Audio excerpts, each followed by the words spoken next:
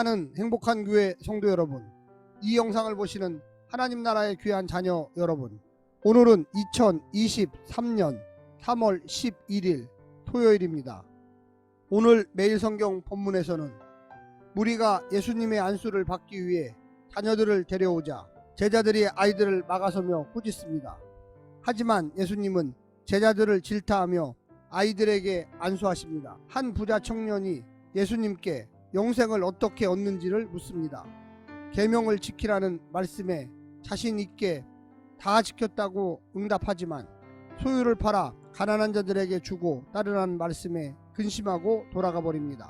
예수님은 부자가 천국에 들어가는 것의 어려움을 단언하십니다. 오늘 본문을 나누어 보겠습니다. 마태복음 19장 13절부터 15절 어린아이에게 안수하심, 16절부터 22절 부자 청년의 근심, 영생에 대한 질문과 대답, 청년의 반응과 예수님의 명령, 23절부터 26절 누가 천국에 들어갈 수 있는가, 부자가 천국에 들어가기 어려움, 제자들의 반응, 27절부터 30절 먼저 된 자와 나중된 자, 베드로의 질문, 제자들의 받을 보상, 예수님의 대답, 영생의 약속. 오늘 본문 마태복음 19장 13절부터 30절 말씀을 듣고 다시 오겠습니다.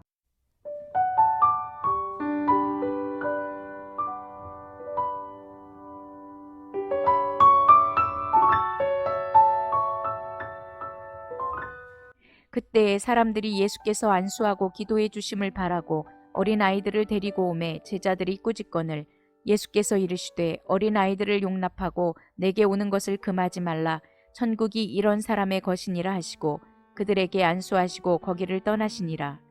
어떤 사람이 주께 와서 이르되 선생님이여 내가 무슨 선한 일을 하여야 영생을 얻으리이까? 예수께서 이르시되 어찌하여 선한 일을 내게 묻느냐? 선한 이는 오직 한 분이시니라. 내가 생명에 들어가려면 계명들을 지키라. 이르되 어느 계명이오니이까? 예수께서 이르시되 살인하지 말라, 간음하지 말라, 도둑질하지 말라, 거짓 증언하지 말라, 내 부모를 공경하라, 내 이웃을 내 자신과 같이 사랑하라 하신 것이니라. 그 청년이 이르되 이 모든 것을 내가 지키었사온데 아직도 무엇이 부족하니이까? 예수께서 이르시되 내가 온전하고자 할진대 가서 내 소유를 팔아 가난한 자들에게 주라. 그리하면 하늘에서 보화가 내게 있으리라. 그리고 와서 나를 따르라 하시니 그 청년이 재물이 많음으로 이 말씀을 듣고 근심하며 가니라. 예수께서 제자들에게 이르시되 내가 진실로 너희에게 이르노니 부자는 천국에 들어가기가 어려우니라. 다시 너희에게 말하노니 낙타가 바늘귀로 들어가는 것이 부자가 하나님의 나라에 들어가는 것보다 쉬우니라 하시니 제자들이 듣고 몹시 놀라 이르되 그렇다면 누가 구원을 얻을 수 있으리이까? 예수께서 그들을 보시며 이르시되 사람으로는 할 수 없으나 하나님으로서는 다 하실 수 있느니라. 이에 베드로가 대답하여 이르되 보소서 우리가 모든 것을 버리고 주를 따랐사온데 그런즉 우리가 무엇을 얻으리이까? 예수께서 이르시되 내가 진실로 너희에게 이르노니 세상이 소렵게 되어 인자가 자기 영광의 보좌에 앉을 때에 나를 따르는 너희도 12 보좌에 앉아 이스라엘 12지파를 심판하리라. 또 내 이름을 위하여 집이나 형제나 자매나 부모나 자식이나 전토를 벌인 자마다 여러 배를 받고 또 영생을 상속하리라. 그러나 먼저 된 자로서 나중되고 나중된 자로서 먼저 될 자가 많으니라.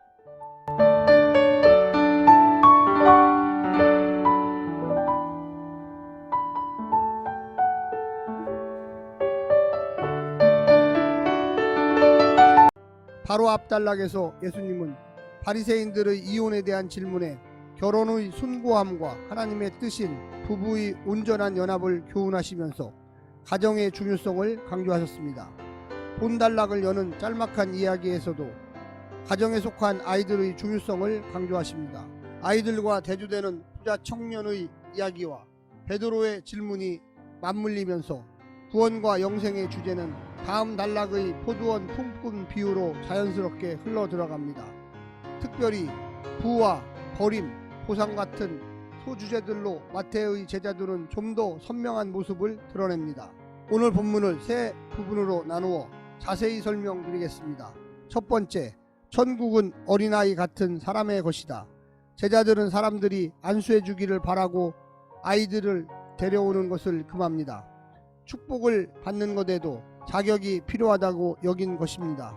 제자들은 입술로는 예수님을 메시아로 고백했지만 그가 어떤 메시아인지는 모르고 있습니다. 누누이 작은 자에 대한 관심을 역설하셨건만 아직도 안 듣고 있습니다. 천국은 이런 어린아이 같은 자, 작은 자들의 것이라는 말씀은 이제 제대로 들은 사람에게는 낯설지 않습니다. 가난한 마음, 겸손한 마음, 빈 마음으로 천국을 받고 예수님을 메시아로 영접한 자들의 나라입니다. 회개할 것 없는 완전한 의인이 없다면 자신이 죄인이고 은혜가 필요한 자인 것을 더 진실이 인정하는 자가 천국에 가깝습니다. 두 번째는 부자는 천국에 들어갈 수 없다. 부자 청년은 어린아이와 대조되는 인물입니다. 그는 영생에 관심을 기울여 예수님을 찾아올 만큼 적극적이고 열성적이었지만 예수님을 선택하기 위해 재물을 상대화할 만큼의 믿음은 갖지 못했습니다. 천국에 들어가지 못하는 부자는 누구입니까? 그 재물의 참 소유가 하나님이시고 자신은 청지기에 불과하며 그 생명을 결정하는 것은 재물 자체가 아니라 재물을 향한 태도라는 것을 모르는 자입니다. 그는 재물에 기대어 이 땅을 살다가 재물의 노예로 죽고 말 것입니다. 그것은 돈이 많든지 적든지 다 마찬가지입니다. 마지막 세 번째는 부자가 아니라도 천국에 들어갈 수 있다. 부를 하나님의 축복의 증표로 여겼던 제자들, 이 부와 천하를 얻기 위해 예수님을 따르고 있는 제자들로서는 부자에게 상처를 주어 떠나게 한 예수님의 처사를 이해할 수가 없었습니다. 이런 사람이 천국에 못 들어가면 누가 들어간단 말입니까? 제자들이 생각하는 천국에 가장 합당한 자는 이런 부자들이건만 예수님이 이루시는 천국은 어린아이 같은 자가 가장 먼저 들어가고 이렇게 돈에 매인 부자들은 절대 들어올 수 없는 곳입니다. 베드로는 자신은 모든 것을 버렸으니 자격이 있지 않느냐고 묻지만 그는 실제로 다 버린 것이 아니라 더 많은 것을 얻기 위해 투자했을 뿐입니다. 그 마음이 진실하다면 천국에 들어가겠지만 투자하는 마음으로는 예수님을 끝까지 쫓지도 못할 것입니다. 천국에서는 나중된 자, 즉 작은 자가 큰 자가 될 것입니다. 사랑하는 성도 여러분, 어린아이와 같이 순수한 마음으로 예수님을 쫓으십시오. 부자 청년과 같이 재물에 눈이 어두우면 이 땅에서는 부자 노릇을 할 수 있지만 천국에는 들어가지 못할 것입니다. 오늘 하루도 승리하십시오. 샬롬.